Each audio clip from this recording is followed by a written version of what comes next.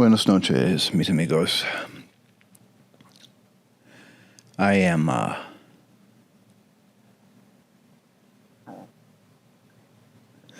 been struggling.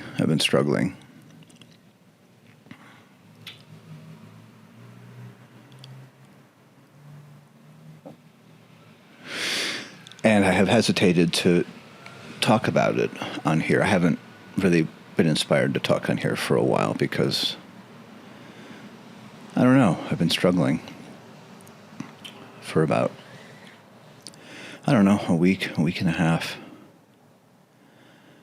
I feel like I've hit some sort of a wall. And I know the way out, the way out is to get out there, go to language exchanges and go to places where I'm going to meet people and so forth and so on. And I have plans to do that. I'm going to do that this week. But, yeah. I've been struggling.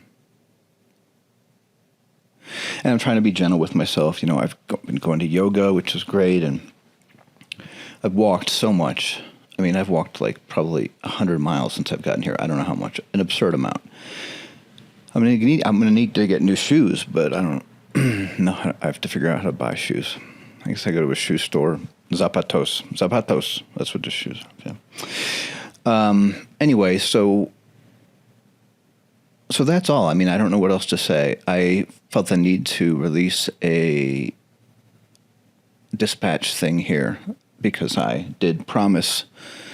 I promise? I don't know if I used the word promise, but I strongly implied that I was going to release one of these every week. And it's made me realize that I should stop strongly implying and or promising things that I may or may not be able to follow through with. And I feel like I've done a pretty good job with this one, but, I guess I'll revise it and say, you know what, these dispatch episodes will come out when they come out.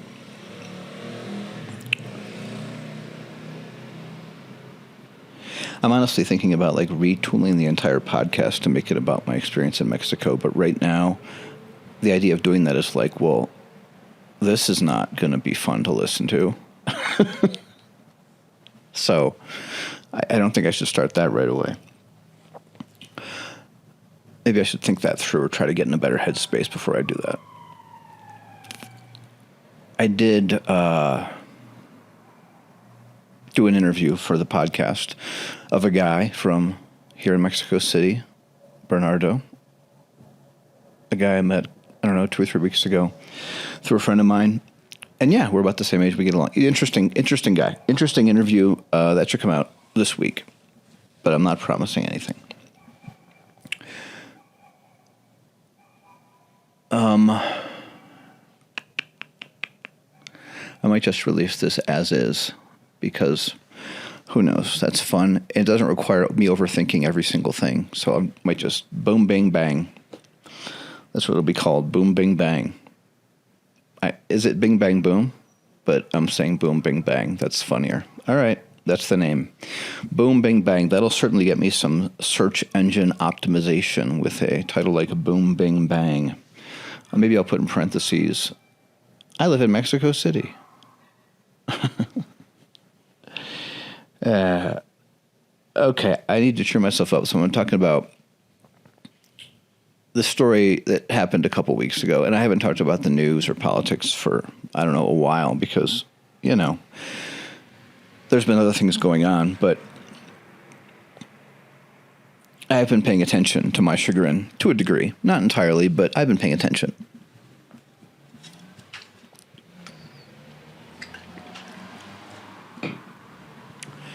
Sorry, I need some water.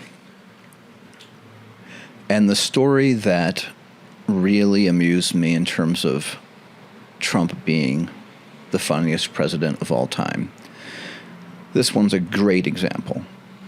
And again, I am not endorsing Trump by saying that. I am not saying I even like the man. I am simply acknowledging that there is an element of Donald Trump that is funny. I mean, I worked for 4 years making videos. making it, so you can't argue with me on this. If you can't acknowledge a little bit that Donald Trump is funny, then, maybe you're a libtard.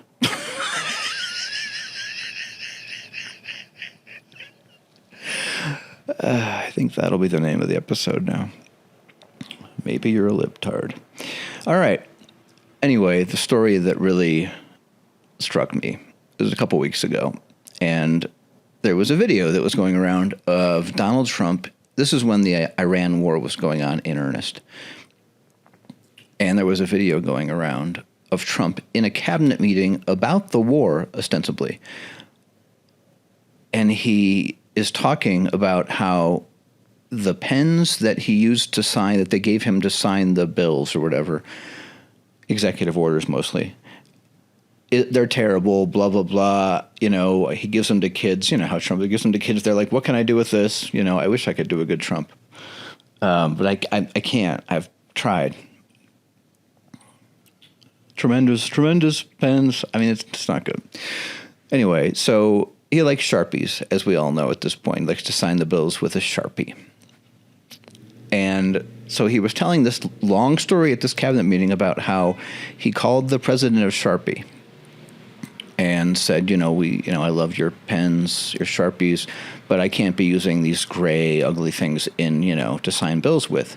So the president of Sharpie had black Sharpies made specially for the White House with like gold, he said it was like gold, a print on the pen, like gold.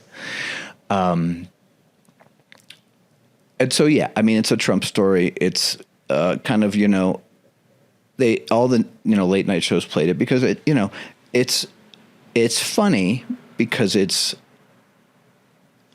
the president of the United States, I think, because that's really the entire premise is the funny. I mean, that this man, the premise is that he's the president, I guess, and then the jokes is everything else, every single thing else. And in this case, the marker story is great. It's a good 10-minute story, I believe. Long story. And this is, again, in a cabinet meeting to talk about the war in Iran. Anyway, it comes out a week later. They got in touch with the president from Sharpie, and it turns out that the entire story was fabricated. Like, Trump just made it up. There's no special White House Sharpies.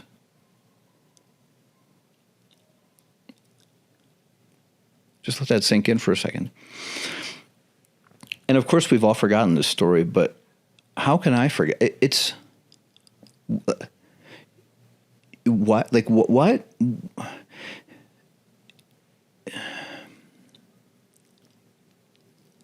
He made up a 10 to 15 minute long story about Sharpies, Sharpie pens, and in doing so criticized the apparently official White House pen that they used to use. Made up an entire thing about getting presidential Sharpies made in a meeting about a war that we're conducting for reasons that nobody seems to know. But we're winning, right? Woo. And it's all a lie. He just made it up. He just made it up. I don't know. I don't even know what else to say. That's so unhinged isn't even a word that I don't even know that I would use. You know what I mean? Like it's like, whoa, if you would have told me, 15 years ago that this is going on, I mean, I've said this a lot over the last, 12 years or however long, what has it been? 10 years now? The Trump years?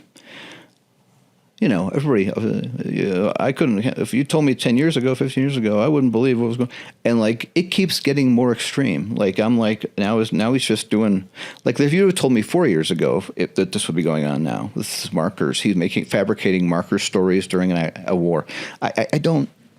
You can't make this up. You can't make it up. And I suppose that's the best part about it, that's the funniest part about it, is you really can't make it up. It really is like that show who's the show with the woman from Seinfeld? It was on HBO. It's about politics. You guys know what I'm talking about. It's on the tip of my tongue. I'm not going to go look it up. It'll come to me. Or maybe it won't. I keep thinking West Wing, but it's not that. Anyway, it's like that, but it's almost more absurd than that. Like it's... God, the name of that show is going to drive me crazy. What's that called? If you know the name of that show, email me at onefjefpod@gmail.com. Oh, why can't I remember? Anyway, Veep, it's called. Thanks you, brain. Good job, brain. Yeah, so that happened. I could have made a good video about that. Maybe I should start making Trump videos again and, like, compete with the Lincoln Project.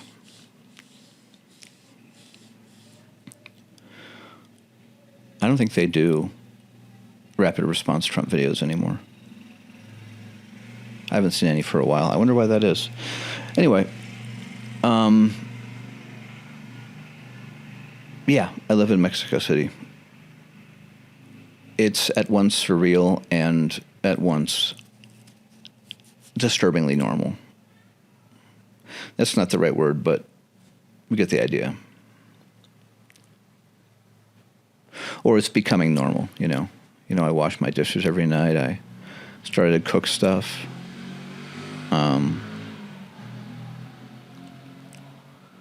Juice here, you buy the juice and they sell the, you know, fresh juice. I don't know if it's fresh, but, you know, in like a box.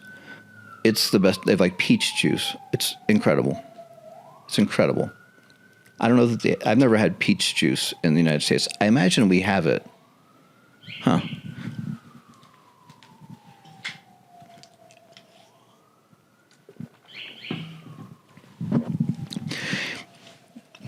It's interesting because I think, in fact, I'm fairly sure there is peach juice in the United States in supermarkets. There's so many kinds of juice. But for some reason, I come here and I'm thinking, what do I want to drink? And there's interesting juices. And I've had like mango, and I think it's better here. That's all I'm saying. Comes in a square cardboard box, like a carton. But with a cap, not like milk. Yeah. And the milk is shelf-stable. Does anybody know what that is in the United States? I didn't know what it was until I started making yogurt, but that's a whole other story. The milk is not refrigerated. It's like ultra-pasteurized. And so it doesn't need to be cold. So you can just buy the stuff and like leave it in your cabinet for like a month or two, I think, without it getting bad. But then I think once you open it, you put it in the sink, in the refrigerator. That's what I've been doing anyway. But it's been in there for a good week and a half, and it still doesn't smell bad. Who knows? Maybe it doesn't start smelling. Maybe I'm going to be poisoning myself with moldy milk or something. Just like in the old days in East Village in New York City, the poison milk trucks. Anyway, the issue that I have with this milk, and maybe it's just the brand that I've purchased, but it's like a capped. It's like a rectangular box, right? And there's a cap on the top. You unscrew it, right, like a plastic. And then you try and pour the milk into, let's say, in this case, your coffee, to add a little milk to your coffee. There's no exhale hole, right? Like, so it just kind of slurps out and it splashes everywhere. There's got to be something that I'm missing here, because it really, every time I've tried to pour this milk, it's been a disaster. And it's because there's no exhale hole. But maybe there can't be an exhale hole with this milk because it'll make it go bad quicker. Maybe that's the trade-off, is that you can keep milk for a lot longer here, but you are going to suffer when you try and pour it. That's the trade-off. If you want to pour it nicely, you have to buy the stuff that's in the fridge. That'll last maybe a week or two. I think I'm onto something here. I think I'm onto something. I saw a woman on the dating app the other day, and one of her prompts said, I don't know what the prompt was, but the answer was, I eat plain white pieces of bread with nothing on them often. Bimbo bread, which is the bread company here, owned by Carlos Slim. Well, Carlos Slim loves his Bimbo bread. Anyway, she just eats pieces of white bread. Plain white bread. Like cheap. This is like a Wonder Bread equivalent, right? Just eats them. Anyway, maybe I'll get her on the podcast, ask her about it, because it's an interesting... it got my attention. I can't remember the last time I've eaten, like, a slice of white bread, just that's it. Can you? I mean, any bread, really. Bread is... It's rare that we eat bread without any accoutrement. I mean, toast, but that's usually got something on it, too, so it's not... But, like... Of course, some bread, like a French bread, you get a baguette. That's something you can just start chewing on, because that's good bread. Or maybe it's because it's crusty. I don't know. But just a slice of bread? No, not going to eat that by itself. But this woman on the Hinge, she will. What else? ¿Qué más? Been trying to learn Spanish faster, better, I don't know. And I watched a video today that talked about how if you are learning vocabulary, they've done studies. If you attribute the new word to something about you or in your life, you will be, I think, 100% more likely to retain it, or maybe just 50%, but a lot more likely, as opposed to you just using a random sentence, right? Like the example they gave was banister, right? They were teaching some people, non-English speakers, and you said, "Oh, I had an interesting banister when I was growing up," as opposed to, that banister is pretty, you know. I don't know the word for banister in Spanish, so I would use... It's ironic that I used a word that I didn't. Or convenient, one of the two. Yeah, so that's an interesting lesson to learn, you know. If it's associated, you just make a sentence with everything. So, like, you know, trying to think of a single thing that I can say in Spanish right now. Yo tengo un teléfono y me gusta el teléfono. Me gustó mucho. I think that's right. It's probably not. Porque el teléfono es mi amigo. El teléfono es muy amable. Is that amable? I don't know if that's a word. Mi teléfono nunca hablar no a mí. Did you get that? That was wrong, but you got to be wrong before you can be right. Anyway, that was interesting. That motorcycle sound you just heard, I believe, is the owner of this apartment. He lives somewhere in this building and doesn't communicate with me at all.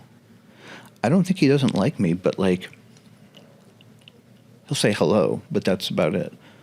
I don't think he can speak Spanish at all, really. Or English. I don't think he can speak English at all. Anyway. Do I have anything else to say? Am I going off the rails? I don't know. I don't care.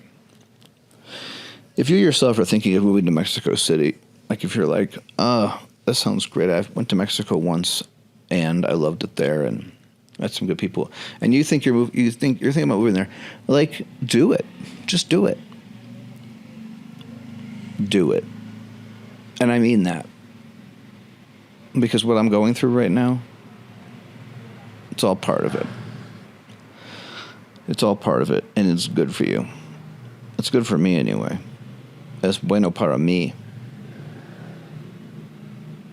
Maybe I'll just do this as a bilingual podcast with like me saying, and then I'll be like the worst translation of all time. Yeah, maybe not. Solo hablo un poco de español. Solo hablo un poco. I wonder if the band Poco is the word small. Yeah, Poco, little. Poco. I don't know one of their songs. Does anybody know a song by Poco? What a great band name. Poco. Poco. Anywho, but I digress, and then I actually stopped doing this because I don't know what. Woof to you as well, young dog. Woof to you as well. If I don't edit this and you're listening to this and I have not edited it at all, I'm sorry. I'm sorry. But also, no, I'm not. Because it's raw. It's unfiltered, you know? And it's, at this point, probably just boring. So, I'm going to wrap it up. But, yeah, maybe should I listen to it before I just put it out there? Or should I just be like, boom, put it out there? I think there's something to be said for just putting it out there. But, boy, that's going to take a lot of fortitude on my part to not listen to it before I put it out. I've at least got to make sure the audio sounds good. Anyway, I'm going to let you go, audience. I'm going to end this, actually, and I'm probably going to go to bed and then listen to it in the morning. So, as always, thank you for listening to this. I am grateful that people listen to this. I'm very grateful.